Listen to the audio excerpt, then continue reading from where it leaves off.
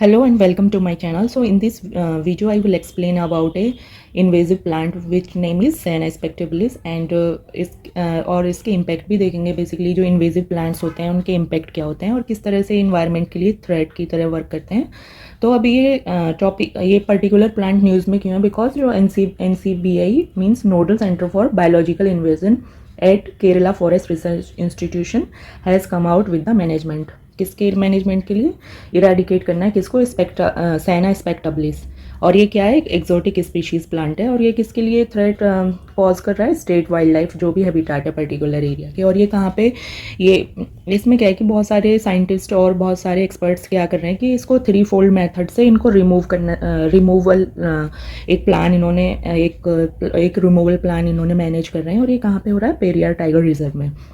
तो बेसिकली इसमें क्या है कि ये अप्रूट करेंगे, मीन्स ये जो प्लांट्स हैं इन्वेजिव स्पीशीज़ होते हैं इनके हम इम्पैक्ट और ये क्या क्या नेगेटिव इम्पैक्ट है इन्वायरमेंट के, हम इसके बाद डिस्कस करूँगी बेसिकली कि बैकग्राउंड क्या है इस न्यूज़ का। सबसे पहले देखेंगे, अगर एग्जाम में आपसे पूछता है एग्जामिनर कि पर्टिकुलर प्लांट अगर नाम दे के पूछ सकते हैं कि क्या है, इन्वेजिव स्पीशीज़ है या किस तरह कि ये कहाँ का ओरिजिन है इसका, किस तरह से ये एक अब यहाँ पे इतना इसका एक्सपेंशन क्यों हो रहा है, बिकॉज इन्वेजिव स्पीशीज़ की इनके जो आने के बाद इनको एलियन स्पीशीज़ भी बोलते हैं। तो इनकी वजह से क्या है कि अदर प्लांट काफ़ी हार्म होते हैं, बायोडाइवर्सिटी का काफ़ी हाई लेवल पर रिडक्शन होता है। तो अभी क्या है कि KFRI में क्या हो रहा है, इनका रिमूवल हो रहा है। तो इसमें क्या है कि 3 कैटेगरी में इनको प्लांट को इन्होंने कैटेगराइज किया है और उसके थ्रू इनको इनका क्या करेंगे, इराडिकेशन मीन्स इनको वहाँ से ख़त्म करेंगे फॉरेस्ट एरिया से।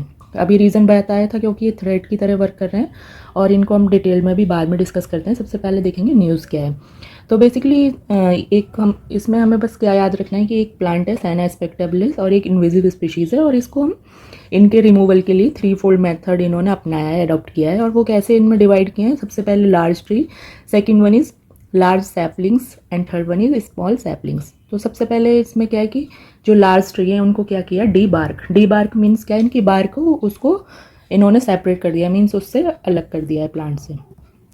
इसके बाद जो सेकंड वन है उनके लिए डिज़ाइंड वेड पुलर इन्होंने यूज़ किए हैं। वेड पुलर्स क्या होते हैं, वेड मीन्स होते हैं जो भी अनवांटेड प्लांट होते हैं, पुलर मीन्स उनको निकालने के लिए। और third one is mechanically removal किया है जो छोटे प्लांट्स हैं, मीन उसको हाथ से या किसी पर्टिकुलर इंस्ट्रूमेंट से, जो हम बहुत सारे फार्म में यूज़ करते हैं फार्म एक्टिविटीज़ के लिए। इस तरह के बहुत सारे इंस्ट्रूमेंट होते हैं जिससे इजीली हम किसी भी प्लांट को अप्रूट कर सकते हैं। तो इसके बाद देखेंगे बेसिकली सैना स्पेक्टबिलिस के बारे में, इसके बारे में हम डिटेल में पढ़ेंगे। उससे पहले हम देखेंगे पेरियार टाइगर रिजर्व की बेसिकली लोकेशन कहाँ पे है। तो ये केरल में प्रेजेंट है और ये कहाँ पे, केरल और तमिलनाडु की बाउंड्री पे हमको ये पेरियार टाइगर रिजर्व के अंडर हमको मिलेगा, पेरियार टाइगर नेशनल पार्क के अंडर मिलेगा। और ये सिर्फ यहाँ पर ही नहीं है, ऑलरेडी ये काफ़ी न्यूज़ में रहा है। ये MTR में भी मधुमलाई टाइगर रिजर्व, अदर काफ़ी सारे प्लांट हमको इन्वेसिव देखने को मिले हैं इसकी। और ये पर्टिकुलर प्लांट भी एक्सपेंशन काफ़ी ज़्यादा हो रहा है, इसलिए जो साइंटिस्ट काफ़ी स्ट्रेस में है इसकी वजह से। अगर इस प्लांट का अपीयरेंस देखें तो ये कुछ इस तरह से दिखता है, बहुत ज़्यादा ब्यूटीफुल होता है देखने में। और इसको एज ए हम ये कहाँ से आया है हमारी कंट्री में, ये आया है जो पर्टिकुलर जो central Asian, sorry south and central America से। तो बेसिकली हम वहाँ से इसको एज ए ऑर्नामेंटल प्लांट लेकर आए थे, गार्डनिंग के लिए, पार्क्स के लिए, और बहुत सारे यार्ड्स होते हैं, बिल्डिंग्स होते हैं उनके लिए। बट अभी क्या है कि बहुत ज़्यादा एक्सपेंड कर चुका है और बहुत ज़्यादा प्रॉब्लम शो कर रहा है, इसके नेगेटिव इम्पैक्ट जा रहे हैं इन्वायरमेंट में। तो देखते हैं, सबसे पहले इसका नाम क्या है, सैना स्पेक्टबिलिस। और ये बॉटनिकली देखें तो किस फैमिली से बिलोंग करता है, फेबेसी से। फेबेसी बेसिकली कौन सी फैमिली होती है जिससे हमारी जितनी भी पल्सेस वगैरह ये सब बिलोंग करते हैं, तो ये उस क्लास से बिलोंग करता है ये प्लांट। और ये कहाँ का ओरिजिन है, कहाँ का नेटिव है, साउथ एंड सेंट्रल अमेरिका। और ये एज ए हमने भी पढ़ा था ऑर्नामेंटल के प्लांट की फॉर्म में हम बेसिकली इसको यूज़ करते हैं। और अगर इसके हैबिटेट की बात करें तो ये किस तरह के क्लाइमेटिक कंडीशंस में या किस तरह के फॉरेस्ट में हमको देखने को मिलता है, like rain forest, semi deciduous, dry forest and montana. तो ये हमको केरल में इजीली हमें मिलते भी हैं। अगर हम अपनी क्लाइमेटिक कंडीशंस के अकॉर्डिंग देखें तो मोंटेना फॉरेस्ट नॉर्थ में भी मिलते हैं, लोअर हिमालयाज़ में, और साउथ में केरल में हमको देखने को मिलते हैं। सो होप आपको यहाँ तक क्लियर हुआ होगा। अब देखते हैं कि बेसिकली जो इन्वेजिव स्पीशीज़ हैं वो क्यों इनको हम थ्रेट बोलते हैं, बेसिकली क्या क्या इम्पैक्ट होते हैं इन्वेजिव स्पीशीज़ के।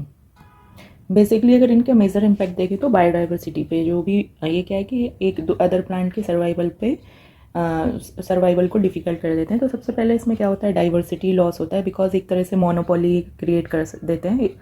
और ये क्या है कि जो लोकल जो भी प्लांट है उनके फूड रिसोर्स को की उनके साथ पार्टीशनिंग शुरू हो जाती है, और उनके साथ क्या होगा कि ये डोमिनेट कर जाते हैं over the local plants. Second one is habitat loss. Habitat loss के ऐसे करते हैं कि ऑलरेडी डिस्कस कर चुकी हूँ कि क्या करते हैं कि जो भी पर्टिकुलर एरिया होगा वहाँ के सॉइल की केमिकल फिजिकल जो भी क्वालिटीज़ हैं वो चेंज हो जाती हैं, मीन्स उनको चेंज कर देते हैं। वो क्यों करते हैं तो ये अभी डिस्कस करते हैं अभी। और इससे क्या होगा कि एक्सटेंशन कॉज करते हैं। तो अब यहाँ पे जो सबसे इम्पोर्टेंट इसका जो एक जो इम्पैक्ट है वो क्या है, एलिलोपैथिक ट्रेट्स। ये क्या शो करते हैं, एलिलोपैथिक ट्रेट्स। अब बेसिकली एलिलोपैथिक ट्रेट होता क्या है कि एक तरह से क्या सीक्रेट करते हैं, केमिकल सीक्रेट करते हैं। उससे क्या होगा कि जो सॉइल की फिजिकल एंड केमिकल जो भी उसका कंपोजिशन है वो चेंज हो जाएगा। उसके बाद क्या होगा, वहाँ आपकी सॉइल का कंपोजिशन चेंज हो जाएगा, एंड देन क्या होगा कि जो भी अदर प्लांट का जो सर्वाइवल है, जो लोकल प्लांट्स हैं उनके लिए हार्मफुल हो जाएगा, और बायोडाइवर्सिटी क्या होगा, लॉस हो जाएगा, कम हो जाएगा। और उसके बाद जो बायोडाइवर्सिटी लॉस होने का डायरेक्ट इम्पैक्ट किस पे पड़ेगा, हर्बीवोर्स पे, बिकॉज ये किसके लिए सबसे पहले थ्रेट शो करते हैं, अदर प्लांट्स के लिए। प्लांट्स अगर किसी डेंजर में रहेंगे तो जो उन पर डिपेंड करते हैं हर्बीवोर्स, तो उनके सर्वाइवल पे डायरेक्ट इम्पैक्ट पड़ेगा, उनके लिए फूड का शॉर्टेज हो जाएगा। उसके बाद क्या होगा कि प्रॉब्लम क्रिएट होगी। और इस एलिलोपैथ का मीन्स क्या हुआ, केमिकल सिक्रेशन होता है, वो किसके लिए हार्मफुल होता है, हार्म करता है survival of for other plants.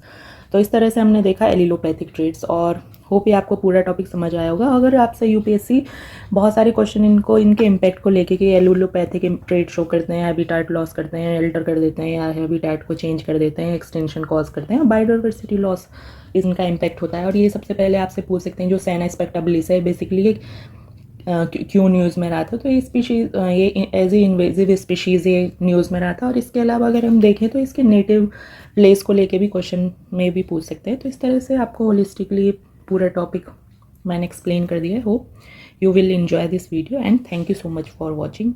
If you like this, please like and subscribe my channel.